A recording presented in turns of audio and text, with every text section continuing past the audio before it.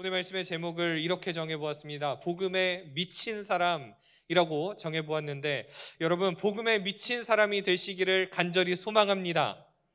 아멘이 적습니다. 여러분, 다시 한번 말씀드리겠습니다. 복음에 미친 사람이 우리 각자가 되어지기를 간절히 소망합니다. 그렇습니다. 여러분, 우리는 복음에 미쳐야 될 줄로 믿습니다.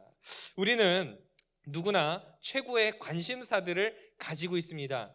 여러분들이 지금 제일 내가 갖고 싶고 혹은 내가 제일 생각나는 그 무언가, 그거에 나는 지금 미쳐 있구나라고 생각을 하시면 좋을 것 같습니다. 어떤 분은 미용에 이렇게 관심이 많기도 하고, 어떤 분은 뷰티에 관심이 있기도 하고, 어떤 분은 게임에 관심이 있기도 하고, 어떤 분은 반려동물에 관심이 있기도 하고, 어떤 분은 반려식물에 관심을 가지기도 하고, 어떤 분들은 여러 가지 많은 것들에 관심을 가지고 계시는 분들이 있겠다 싶습니다.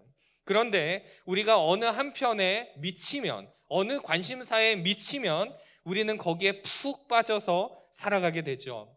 그래서 앉아 있어도 생각이 나고, 우리가 무엇을 할 때에도 그 생각이 막 납니다. 심지어는 우리가 막 밤에 자려고 누웠는데도 거기에 미쳐 있으면 생각이 여러분 날까요? 안 날까요, 여러분? 거기에 막 생각이 막 나서 심지어는 잠을 잘 못 이루는 경우들도 생겨나게 됩니다. 심지어는 막 쌍코피가 터지고 막 피곤해서 죽을 지경이 와도 배도 안 고프고 거기에만 몰두하는 우리 모습들을 보게 됩니다. 어쩌면 심지어 설교를 듣는 이 시간에도 그 생각이 나실지도 모르겠습니다. 내가 미쳐 있는 그거에 말이죠. 그런데 내가 제일 관심 있는 그 일에 전심으로만 생각을 하게 되는데, 거기에 미쳐 있는데, 우리가 거기에 미칠 것이 아니라 어디에 미치면 좋겠다고요? 저 제목처럼요? 복음에 미쳐야 된다라고 하는 것입니다. 우리가 무언가에 미쳐 있으면 사실 목숨도 아깝지 않게 던지게 됩니다. 그런데 그런 뜨거운 열정으로 우리가 복음에 미치면 과연 어떤 일들이 발생될까요? 오늘 본문 속에 등장하는 이 바울이 성경에서 최초로 등장하는 장면이 있습니다. 어떤 장면이냐면 스데반이 순교하는 장면 바로 이후입니다. 예수님을 전하다가 돌 맞아 죽은 스데반 집사에 대해서 바울은 어떤 평가를 했을까요? 사도행전 8장 1절의 말씀을 보면 이렇게 기록하고 있습니다. 우리 같이 한번 읽어보실까요? 시작. 사울은 그가 죽임당함을 마땅히 여기더라. 아멘. 여러분 잘 떠올려보시면 스데반이라는 사람이 왜 죽었죠? 제목을 떠올려보십시오. 왜 죽었죠, 여러분? 복음에 뭐 했기 때문이죠? 미쳤기 때문 아닙니까, 여러분? 복음에 미치지 않았다면 스데반이 과연 그 죽는 선택을 하게 되었을까요? 돌 맞기 직전에 사람들의 분위기를 봤을 거 아닙니까, 여러분? 그가 막 설교할 때 사람들이 막 이를 갈고 분노하는 모습들을 봤을 거 아닙니까? 그렇다면 그가 복음에 만약에 미치지 않았다라면 그쯤에서 끝냈겠죠. 네. 죄송합니다. 제가 조금 실수한 것 같네요. 다음에 전하겠습니다 하고 빠져나가지 않았을까요? 그러나 스데반은 복음에 미쳤었다라고 하는 것입니다. 그래서 그가 돌에 맞아 죽는 그 순간까지도 예수를 부인하지 않고 하늘에서 자신을 바라보고 계시는 그 예수님을 발견하고 기꺼이 목숨을 내어 던집니다. 그런데 스데반이 그 죽는 그 상황들 속에서 반대되는 입장에 있었던 사람이 누구였냐? 바로 이 사울이라고 하는 이 청년이죠. 바울이 아직 사울이라는 이름을 가지고 있었고 예수님을 만나기 전에 그리스도인이 순교당하는 것을 바라보면서 마땅히 여겼다, 스데반의 죽음을 마땅히 여겼다라고 하는 것은 당연하게 여겼다, 이런 말입니다. 스데반 집사가 복음에 미쳐서 죽음을 당하는 것을 바라보면서 저거 진짜 미친놈이구나, 저 스데반이라는 저 인간은 진짜 예수의 미친놈이야, 저거는, 이렇게 생각을 했다는 것입니다. 생각해보면 우리는 그러면 예수를 알고 예수를 믿고 우리는 구원받은 사람들인데 우리를 향하여서 사람들이 어떤 평가를 내리면 좋을까요? 고린도후서 6장 9절에서 10절까지 보시면 우리가 한 번쯤 찬양에서 읊었던 가사의 내용이기도 한데 우리가 한번 읽어보시겠습니다. 9절과 10절 같이 읽겠습니다. 시작. 무명한 자 같으나 유명한 자요, 죽은 자 같으나 보라 우리가 살아있고, 징계를 받는 자 같으나 죽임을 당하지 아니하고, 근심하는 자 같으나 항상 기뻐하고, 가난한 자 같으나 많은 사람을 부유하게 하고, 아무것도 없는 자 같으나 모든 것을 가진 자로다. 할렐루야, 아멘. 여러분, 우리는 이런 사람들이지만 예수를 믿지 않는 사람들이 우리를 볼 때에는 저 색깔의 표시를 한번 보시겠습니까? 예수를 안 믿는 사람이 예수 믿는 사람들을 볼 때 시각이 저 색깔과 같습니다. 우리는 무명한 자로 보입니다. 죽은 사람처럼 보입니다. 징계를 받는 사람처럼 보입니다. 근심하는 사람처럼 보입니다. 가난한 사람 같습니다. 아무것도 없는 사람 같다라고 하는 것입니다. 자기들끼리 모여서 정신 승리하는 사람들의 그룹처럼 보입니다. 예수를 안 믿는 사람들이 우리를 향해서 볼 때에는 야, 저렇게 시간을 낭비하는 사람들이 도대체 어디 있나? 이 짧은 인생 즐길 거리도 이렇게 많은데 다 즐기고 죽어도 아쉬울 판에 아니 왜 교회 가서 저러고 있나? 믿지 않는 사람들의 시선이 이와 같다라고 하는 거죠. 하나님을 못 만난 사람들이 우리를 보면 저렇습니다. 그런데 만약에 그 사람들이, 안 믿는 사람들이 여러분들의 삶을 향해서 아유 이렇게 예수에 미쳐서 되겠어? 라고 하는 말을 듣는다라면 우리는 진짜 그리스도인으로서 살아가고 있음을 기억하시기를 바랍니다. 우리에게 그런 표현들이 주어진다면 아이고 예수쟁이, 아이고 너 예수가 밥 먹여주냐, 만약에 이런 말들을 우리가 듣고 있다라면 우리는 적어도 아 그리스도인으로 정말 복음에 미쳐서 살고 있구나 라고 생각을 하시면 됩니다. 바울은 그 당시에 최고의 학문가였던 가말리엘에게서 교육을 받았습니다. 그가 말하기를 나는 바리새인 중에 바리새인이고 율법에 흠이 없이 살려고 애를 썼다라고 말을 합니다. 그런 그가 다메섹 도상에서 예수님을 만나고 완전히 박살이 나버립니다. 그의 생각들이 와장창 다 무너져 내려버립니다. 그동안 내가 믿고 열정을 퍼부었던 모든 것들이 다 가짜였구나 라는 것을 깨달은 순간입니다. 내가 다른 데 미쳐 있었구나 라는 거였죠. 그러고 나서 그는 어디에 미쳤느냐? 바로 복음에 미친 사람의 삶을 살아가게 되었다는 것입니다.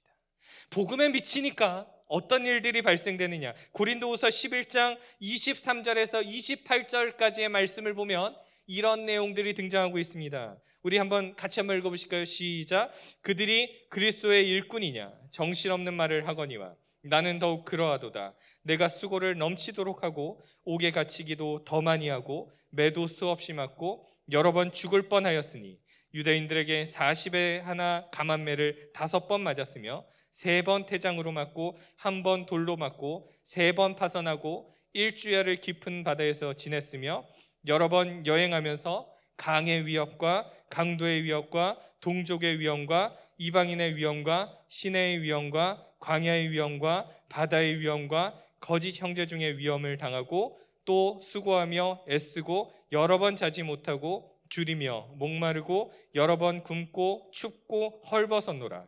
이 외의 일은 고사하고 아직도 날마다 내 속에 눌리는 일이 있으니 곧 모든 교회를 위하여 염려하는 것이라. 아멘. 여러분 한번 여쭙겠습니다. 이 모습이 제정신입니까 여러분? 이 모습이 제정신입니까? 내가 예수 그리스도 때문에 수고를 넘치도록 했다라고 말합니다. 예수 때문에 내가 옥에 수없이 갇히고 매도 수없이 맞고 죽을 뻔했다는 것입니다. 40에 하나 감한매를 5번이나 맞았다는 것입니다. 그 외에 수없는 고통 가운데 있었다라고 고백을 하지요. 그런데 그가 마지막에 뭐라고 말을 하고 있느냐? 모든 교회를 위하여서 내가 염려한다 라고 말합니다.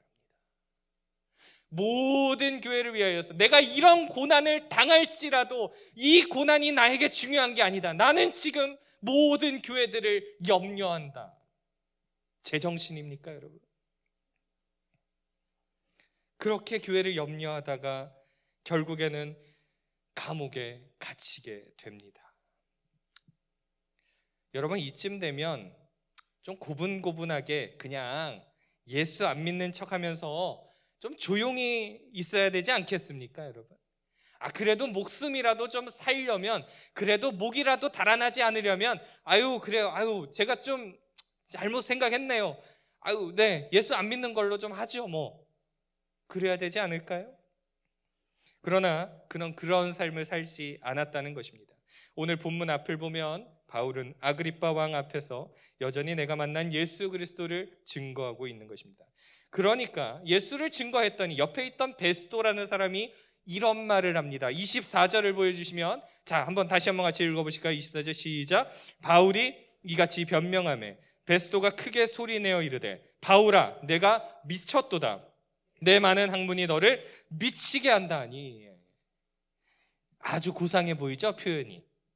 이걸 실제의 장면으로, 실제로 살펴보면 얼마나 흥분을 하면서 소리쳤을까요, 여러분? 이거 완전 미친놈이네, 이거 상또라이 아니야, 이거. 네가 공부만 하더니 아주 그냥 미쳤니?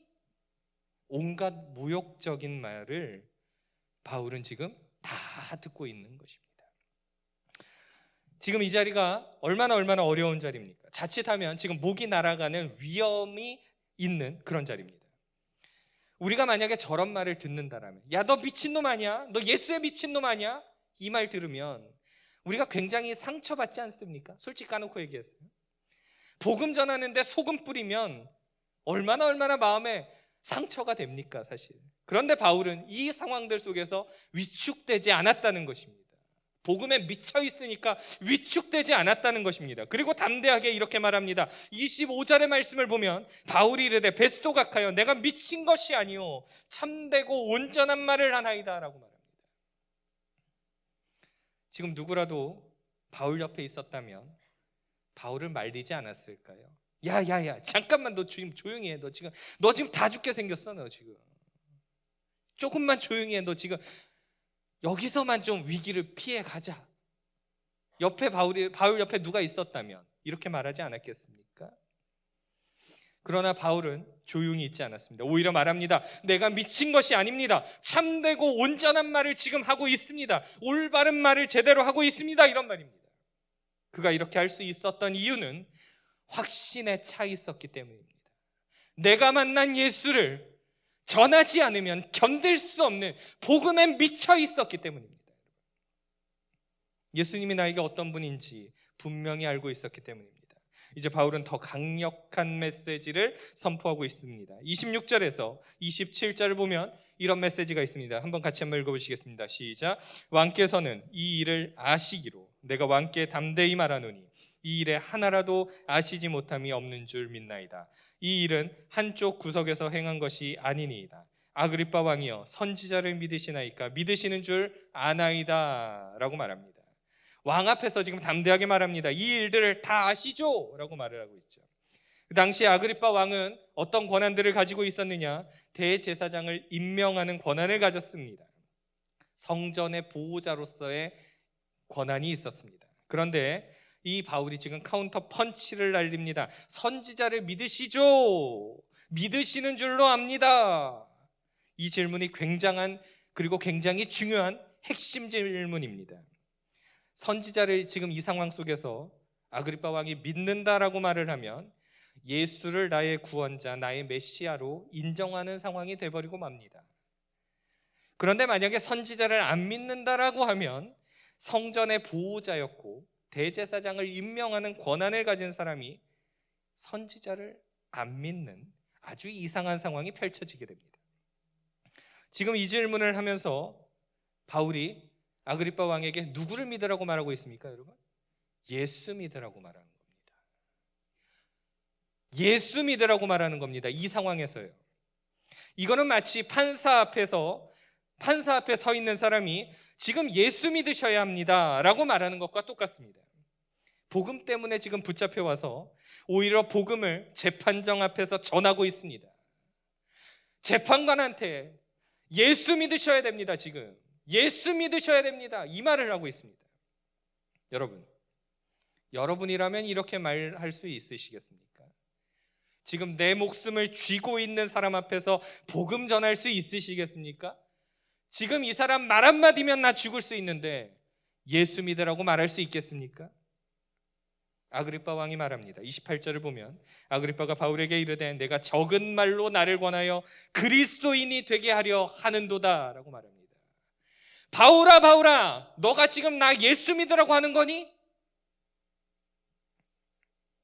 이 표현은 부정도 긍정도 아닙니다. 만약에 아그리빠가 바울의 말에 공감을 해버리게 되면 어떤 상황들이 벌어지느냐. 베스도가 아까 바울을 미쳤다라고 얘기했는데 베스도를 난처하게 만들어버립니다. 반대로 선지자를 믿느냐는 바울의 질문을 전적으로 부정하게 되면 아까 말했던 선지자를 존중하는 유대인들의 입장을 곤란하게 만드는 결과를 만들어버립니다. 그때 바울은 마지막 결정적인 한마디를 던지게 됩니다. 29절 오늘 본문의 마지막 말씀이기도 한데 29절에 이렇게 기록하고 있습니다. 같이 한번 읽어보실까요? 시작. 바울이 이르되 말이 적으나 많으나 당신뿐만 아니라 오늘 내 말을 듣는 모든 사람도 다 이렇게 결박된 것 외에는 나와 같이 되기를 하나님께 원하나이다 하니라. 아멘. 지금 하는 말이 많든지 적든지 간에 지금 내가 원하는 것은 딱 한 가지입니다. 아그리빠 왕, 당신뿐만 아니라 오늘 내 말을 들은 모든 사람도 나처럼 이렇게 묶인 것 외에는 다 나처럼 다 나와 같은 그리스도인이 되기를 원합니다. 전부 예수 믿었으면 좋겠습니다. 이 고백을 합니다. 공개적인 선언을 하고 있습니다. 그가 그렇게 말할 수 있었던 이유는 하나님을 향한 뜨거운 사랑이 그 안에 있었기 때문입니다. 내가 만난 예수를 전하지 않으면 견딜 수 없는 마음이 그 안에 가득했기 때문입니다. 나 같은 죄인도 구원해 주신 하나님의 사랑이 너무 커서 전하지 않으면 견딜 수가 없는 겁니다. 비록 지금은 온몸이 묶여 있고 고통 가운데 신음하고 있을지라도 기회만 주어진다면 한 목숨 바쳐서 복음을 계속 전하겠다라고 말하고 있는 것입니다. 사랑하는 여러분, 우리는 복음을 전할 때 누군가가 우리를 묶어두지 않습니다. 무슨 말이냐면 우리가 복음 전할 때 경찰서에 잡혀가지 않습니다. 다른 사람들로부터 돌에 맞지 않습니다. 우리는 복음 전할 때 매를 맞지 않습니다. 복음 전할 때 우리는 감옥에 갇히지 않습니다. 우리가 복음을 전하지 못하는 것은 마음의 문제지 환경의 문제가 아닙니다.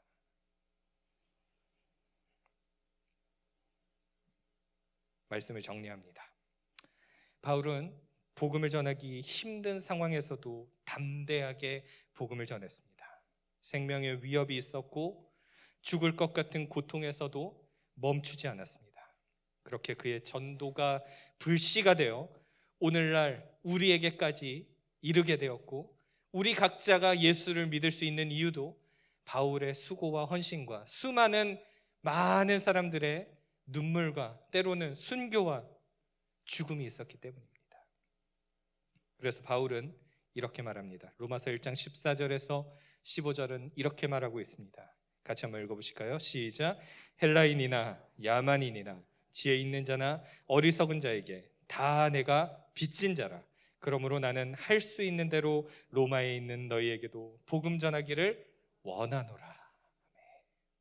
이 빚을 갚기 위해서 애썼던 바울의 모습, 복음에 미쳐 있었던 이 바울의 모습, 이 모습을 기억하면서 우리도 이 복음에 미쳐야 될 줄로 믿습니다. 특별히 6월 19일은 새생명 축제가 있는 날입니다. 이제 한 달도 채 남지 않았습니다. 여러분, 만약에 전도 한 명 해오시면 100만 원씩 드립니다 라고 하면 여러분들 눈빛이 얼마나 달라질까요? 그렇지 않습니까? 5명만 데려오면 얼마예요, 여러분? 500만. 어우, 뭐 계산이 빠르죠, 여러분? 그런데 여러분, 한 영혼이 100만 원보다 못하겠습니까? 천하보다 귀한 그 한 영혼, 우리 주변에 여전히 지옥을 향해서 걸어가고 있는 그 많은 영혼들, 우리가 다시 한번 하나님 나라의 그 천국길로 인도해야 되지 않겠습니까, 여러분? 오늘 말씀을 들으신 여러분, 말씀에 듣는 것에 그치지 마시고 이 말씀이 우리의 삶 속에서 실천되어져서 천하보다 귀한 그 영혼들 꼭 복음 전하시고 예수님의 사랑을 전달할 수 있는 저와 여러분 모두가 되어지기를 간절히 소망합니다. 기도하겠습니다.